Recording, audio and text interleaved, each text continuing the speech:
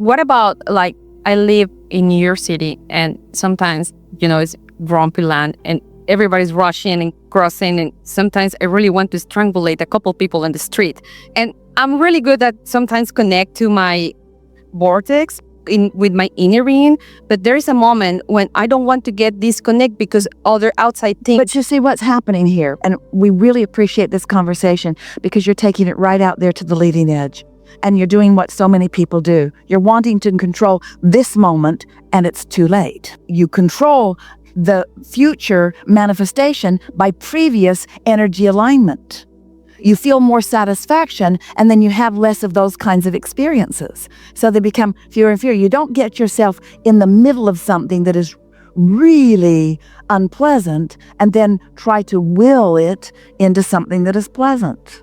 That's trying too hard, and it just doesn't work. So I remember one day you were saying in a video, something like you was feeling the appreciation, like for a frog, like the frog doesn't let you sleep, but it's still like your special frog. So, but you did that in, like, you are saying to me, it would be good to do this kind of things a day before, like predicting, tomorrow I'm going to have a beautiful day. And here's what happens. So your vortex already exists, and everything you want is in it, even things you cannot right now articulate.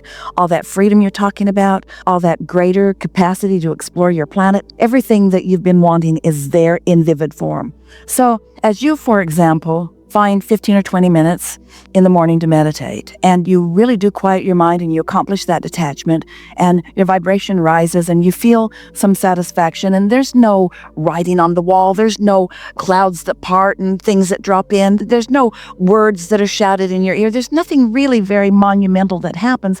You just had a pleasant time near or from the middle to the end of your 15 or 20 minute meditation. And so you adjusted your vibrational characteristics, your vibrational habits, your vibrational atmosphere was improved just a little bit by that 15 minutes today. And tomorrow improved a little more, and the next day improved a little more. And it doesn't take too many of those quieted minds allowing vibration to rise vibrations to actually affect your point of attraction in a way that things just show up better. The contradiction that sometimes you hear from us is that we want you to soothe your energy so that you can get more manifestations in moment in time that are pleasing. And at the same time, we don't want you to need pleasing moment in times in order to be pleased. So it sounds like a contradiction, but it isn't. So when you're in the middle of a not pleasing moment, that's really the most ineffective time to try to turn it around. Sometimes you can be so good at it that you can switch your mind like that, but usually the harder you try, the worse it gets. And so just give in to it and let it be whatever it is and laugh about it and say, I did that. This is a byproduct of what I've got going on, and that's about right. That's a pretty good vibrational match to how I was feeling. And just live with that. Let that be. But then meditate again in the morning and the next day and the next day. You won't be able to help it. You'll begin to deliberately, or at least consciously, whether you think you're doing it on purpose or not, you're going to begin to notice improvements. So much so that you may be on an airplane like Esther was, actually noticing how satisfied she was on an airplane. Confined space, restless children, stuff going on, somebody sneezing, somebody coughing, this happening, people talking to each other, all kinds of things going on, lots going on an airplane. And Esther was sitting there in utter satisfaction that might have even seemed illogical to someone who wasn't as determined as Esther is to find satisfaction. And then in her satisfaction, it was enhanced by something really obvious that was unmistakable. Esther couldn't miss that. She knew for sure that this was an enhancement of her satisfaction based upon how satisfied she was. And that's really the point that we're wanting to make to you. The better it gets, the better it gets, the better it gets, the better it gets, the better it gets, the better it gets, the better it gets, the better it gets, which makes you think, okay, give it to me now, and then it'll be good, and then it can get better. No, that's not what we said. You got to be satisfied even without a good reason. That's what we're saying. You got to find a reason to find satisfaction. You got to sift until you feel it. And oh, there are so many reasons to feel so much satisfaction. Just count your blessings like those in religions tell you. Count your blessings. There are so many of them. Unless counting a blessing makes you not feel good. Maybe there's a blessing that you're counting that you don't feel so good about. Well, then don't count that one. Don't activate that one. You've got to feel your own way through it, you see. So Esther was like counting her blessings while she was on the plane, saying like, I'm thankful for the plane, or... She wasn't doing that. She was just sitting there in complete satisfaction. She was comfortable. She was comfortable, and she was happy that she was coming to see you. Everything felt good. She was happy moving through the airport. She was happy in the Delta Lounge. She was happy with the soup she ate. She was just happy. Now, were the conditions conducive to it? Maybe, but you gotta look for them in an airport, don't you? But was she looking for them, or is she just tuned to them? This is the powerful leading edge clarifying discussion that we're having here together. Are you looking for it and trying to convince yourself that that's a reason to be happy? Or have you tuned yourself and that just causes you to feel happy? It's the tuning. It's the tuning and then the recognition. The tuning and then the recognition. And this is why we say to you, when you stop doing that thing you're doing that's keeping you from it, then you'll find it, and then you're seeing the world through the eyes of Source. And when you see the world through the eyes of Source, you're satisfied. And you know why? Because you and Source are the same thing in that moment. And think about what that means in light of what we've talked about here today. When you and Source are in the same vibrational frequency, that means there's no contradiction.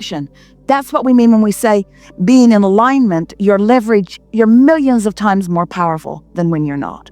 One who's in alignment with Source energy is millions of times more powerful and influential and attractive than one who is not, because it's only you that can defeat your own. See how it all ties together?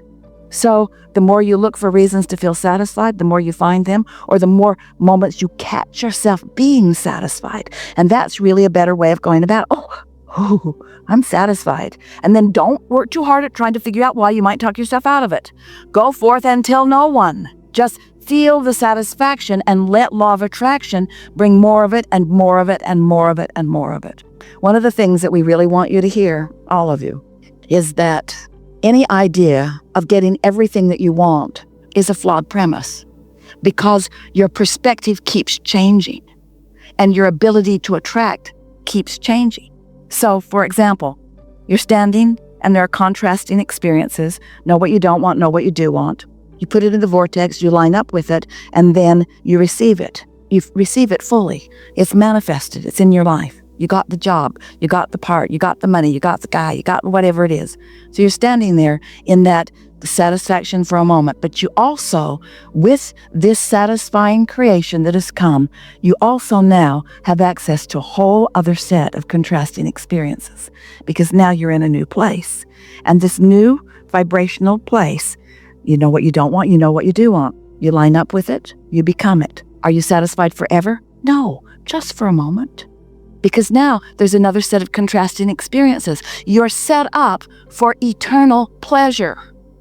You're set up for eternal new satisfaction. You're set up to live happily ever after, not someday when my lifelong dream comes true. And when I'm going to have the eternal satisfaction? Say again? When I'm going to have the eternal satisfaction? Well, there is only now. I'm going to get over there then. Oh, there's only now. There is only now. So here it is. There it went again. Here it is. Here it is. Here it is. Now. But I want to be eternally satisfied. Now. There's only now. There's only now. Your capacity to rendezvous with your Source is only now. There isn't anything later. There's only now, because when you get over there to where the new is, it'll be now again. It's all happening now. It is all happening now. And if you're awake, you have the ability to find a reason to feel satisfied now. So then after a while, what happens to you is you just know that it's always going to be good. You stop worrying about, what am I going to do later? I'm just going to feel good like now, only it'll be with different things. And it'll be bigger, more exciting things, because you can't stand still. There's no regression and there's no standing still. Life is not set up that way. You can't avoid expansion, but you can hold back and not go, in which case you feel sucky. Or you could go, in which case you feel wonderful. We're glad you came today. We're glad we came today. It's satisfying to be with you, to feel you, to know you, to hear you, to acknowledge you, to love you, to be you. We feel satisfaction about what's coming for you, and we want you to feel that satisfaction too.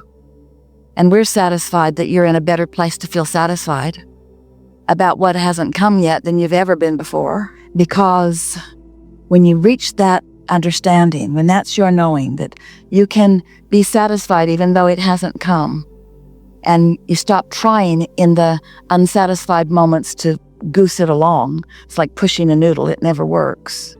Then you'll be in that place where you will so much more consistently be satisfied. You're not ever going to get it done, so don't strive for perfection.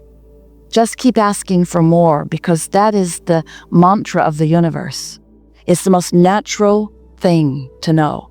More, more, more, more, more.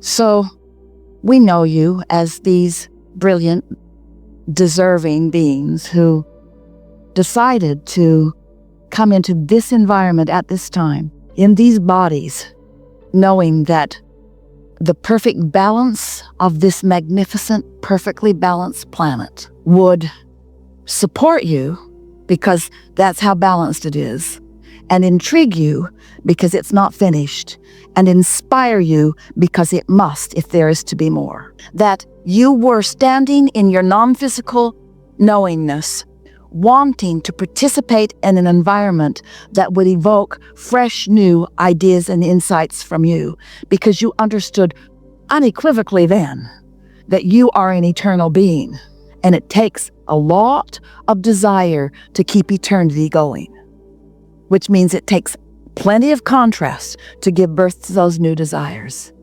So you were so wise, you played it just right, your timing was perfect, you came into your body and you exposed yourself to contrast, which has built the most amazing vibrational reality to which you have full ownership.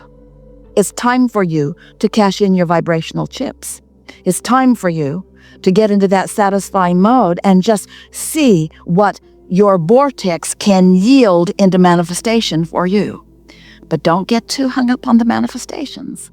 Someday, we are certain that we will come together again, you and us, your inner beings, your physical beings, and we will have conversations about de-manifestation, because you will have then come to know that as lovely as stuff is, that loveliness is also what you feel, and that you don't have to have physical ownership in order to have satisfaction, and that there is freedom in freely moving through environments without dragging so much with you everywhere you go. Life is supposed to feel good to you. I want to leave you with some things that we know about you. You are deserving of all good things, but you can play it any way you like. You're supposed to feel good, but it's not wrong if you don't feel good. The better you feel, the more good-feeling things will come to you. But even then, there will be things that will disappoint you because you are an evolving being. It is necessary for you to know what you don't want in order to know what you do want. And the process that you were born into is so well balanced that you cannot get it wrong. You cannot get it wrong, and you will never get it done. And the reason that you can't get it wrong is because it is never done. It is always amendable. So wherever you stand, from our vantage point, is the perfect place. We want to reinforce, we want to enhance your acceptance of your worthiness by our absolute knowing of it. And when you are with someone like us, who knows it so surely, sometimes you can know it too. Over the days that will follow, life is going to be brighter for you than it has been.